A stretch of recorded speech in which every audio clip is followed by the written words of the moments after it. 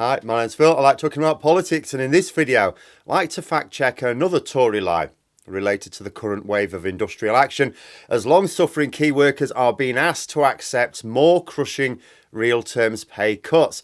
But first, if you'd like to be notified of daily news and politics, please subscribe to the channel and click the bell notification icon. So this one will not take long at all. The government cannot argue that it's fair that key workers should be made to suffer huge real terms pay cuts, especially during a severe cost of living crisis. They've tried to argue that, but they know they're on stony ground. So instead what they're doing is they're making the argument that, oh, you would absolutely love to have. Of course they should be given an inflation-linked pay rise. But I'm afraid the country's finances simply won't allow it. What are you to do? They are claiming that meeting public sector pay rises in line with inflation would cost an additional £28 billion, which would mean having to charge each household an extra £1,000 in taxes. However, there are multiple problems with this statement. We'll deal with the easy ones first, which has already been debunked by even the likes of the BBC. First of all, the total cost of public sector pay last year was £233 billion. There hasn't been a sudden increase in the size of the public sector since then. In fact, it's shrunk. So all things being equal, we'll say the size of the pay bill, if there was a 0% pay increase, which actually for some there is, will be the same.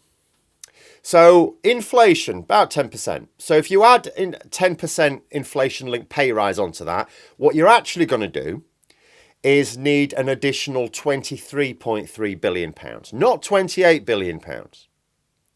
Only, it still wouldn't even cost an extra £23.3 billion because the government have already budgeted for an average 3% pay increase. That's already in the budget. So what they actually need is an additional not 10%, but 7%. That makes the extra amount needed £16.3 billion, way below the baffling £28 billion quoted by the government, for which no explanation has been provided when journalists have asked, as far as I can tell. And with 28.3 million households in the UK, that would mean an additional £576 in tax per household, or £48 per month. Now, at this point, I could just argue that, do you know what? An additional tax hike in order to make sure that vital public sector workers are not suffering real terms pay cuts, because we know what that means. In the context of right now, it means freezing, going hungry, right? During a cost of living problem, no. So we can afford the £48 on average per month in extra taxes. But it doesn't need that. It wouldn't even really cost that £48 a month on average anyway, because public sector workers pay tax as well. So some of that goes back into the treasury. So the real cost to the government would not be the salaries, but it's the take-home pay. Because the government would pay out these salaries, but then they'd get the income tax and national insurance back. So it would be significantly less still. But it's much simpler than that. Doesn't need the households to pay any extra tax. The government is currently giving tax breaks to commercially successful businesses that would be commercially successful without the tax breaks. Now, if those tax breaks were rescinded, that would contribute billions towards the pay for poorly paid vital public sector workers.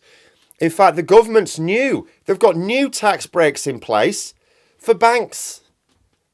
That alone, that one thing alone, would pay for half the amount needed for the public sector pay award to be in line with inflation.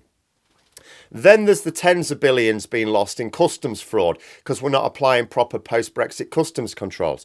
Or money laundering. Money laundering's apparently costing us £100 billion a year.